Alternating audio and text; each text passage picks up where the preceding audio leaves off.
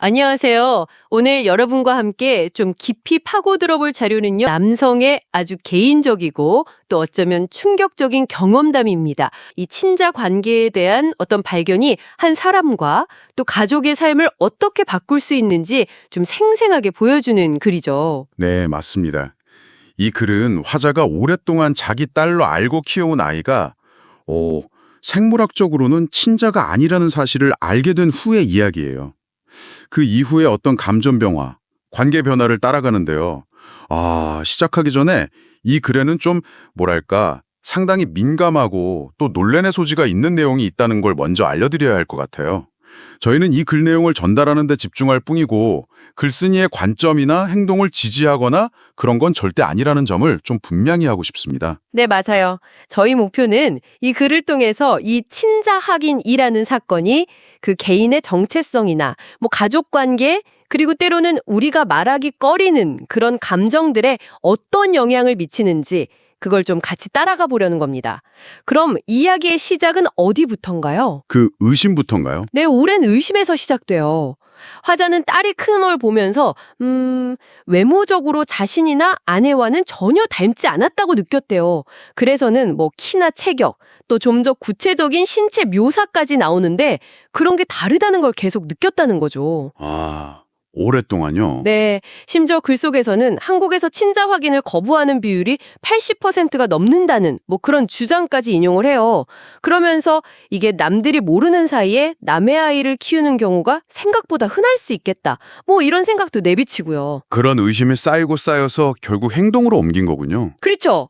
딸이 성인이 된 후에 직접 제안을 한 거죠. 친자 확인 검사를 해보자고. 아내에게는 알리지 않고요. 네, 아내 몰래 검사를 진행했다고 합니다. 그래서 그 결과는 예상하셨겠지만 충격적이었겠죠. 네, 결과는 친자 불일치.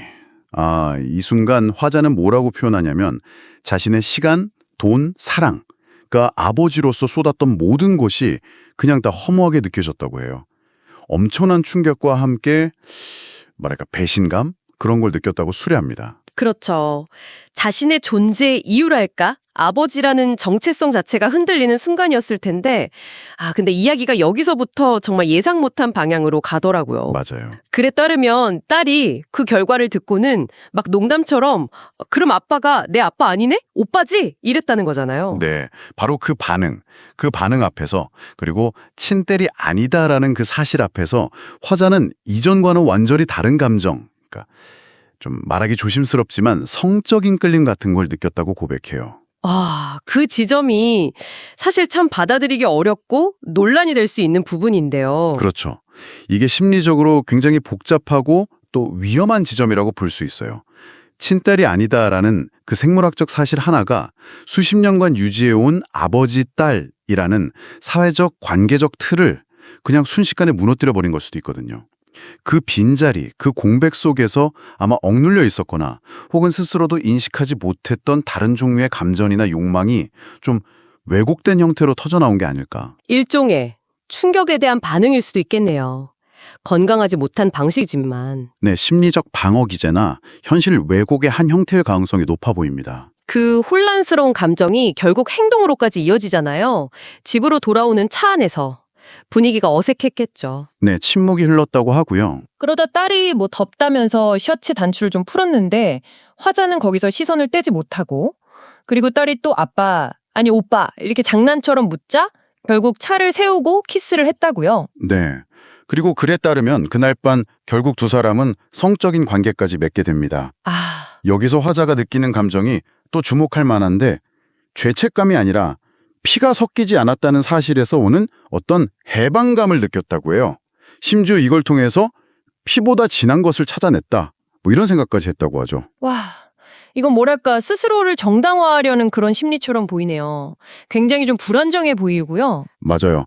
사회적 금기를 넣는 행위를 하면서도 그걸 합리화하려는 시도로 볼 수 있겠죠. 그런데 이야기가 여기서 끝이 아니에요. 또 한 번의 반전이 있죠. 네, 그렇습니다. 화자가 결국 아내에게 모든 걸 털어놓잖아요. 친자 확인 결과까지. 네, 그러자 아내가 충격적인 고백을 하죠. 딸의 진짜 아버지가 화자의 형이라는 것. 네. 화자가 예전에 출장으로 집을 비웠을 때 그런 일이 있었다는 거죠. 와, 이건 정말 또 다른 차원의 충격과 배신감이네요. 아내뿐만 아니라 형에게까지. 그렇죠. 훨씬 더 복잡하고 깊은 상처를 안겨주는 진실이죠. 그런데 이 사실을 알게 된 후에도 화자의 태도가 크게 변하지 않는 것 같아요. 글을 보면. 네, 글 속 화자는 이미 딸과의 관계가 돌이킬 수 없는 지점까지 왔다고 생각하는 것처럼 보여요. 이 추가적인 진실이 그의 행동을 바꾸거나 반성하게 만들기보다는 어쩌면 기존의 그 일탈 행위를 더욱 합리화하는 쪽으로 작용했을 가능성도 있어 보입니다. 그래서 글의 마지막은 현재 상황을 보여주는 거죠. 네. 화자는 지금도 매일 밤 딸의 방에 몰래 들어가서 관계를 이어가고 있고 딸을 내 딸이 아닌 내 여자로 여기고 있다 이렇게 말합니다. 딸 역시 이걸 암묵적으로 받아들이는 듯한 뉘앙스로 서술되어 있고요. 오늘 저희가 살펴본 이 글은요. 참 뭐라 정리해야 할지 모르겠는데 네, 그 친자 관계가 부재한다는 진실이 드러난 순간 기존의 가족 관계나 사회적 역할이 완전히 무너지고 어떻게 보면 개인의 왜곡된 욕망과 감정에 기반한 새로운 관계, 물론 사회적으로는 절대 용납될 수 없는 그런 관계로 재정의될 수 있다는 걸 보여주는 아주 극단적인 사례라고 할 수 있겠습니다. 생물학적 연결고리가 딱 끊어졌을 때 그 빈자리를 다른 형태의 어떤 강렬한 연결이 대체하려고 하는 그런 위험한 시도를 보여주는 것 같아요. 네. 이 이야기는 정말 많은 생각을 하게 만드는 것 같습니다. 과연 가족이란 뭘까? 피해 연결이라는 게 얼마나 중요한 걸까? 또 정서적인 유대는? 그리고 사회적인 금기는 우리 관계에서 어떤 의미를 가질까? 이런 근본적인 질문들을 던지는 것 같아요. 생물학적인 진실 하나가 수십 년간 쌓아온 관계의 의미를 이렇게 순식간에 무너뜨릴 수도 있고 또 이렇게 비극적으로 변형시킬 수도 있다는 걸 보여주네요. 네. 여러분께서는 이 지점에서 어떤 생각이 드시는지요? 한 번쯤 깊이 곱씹어 볼 만한 지점일 것 같습니다.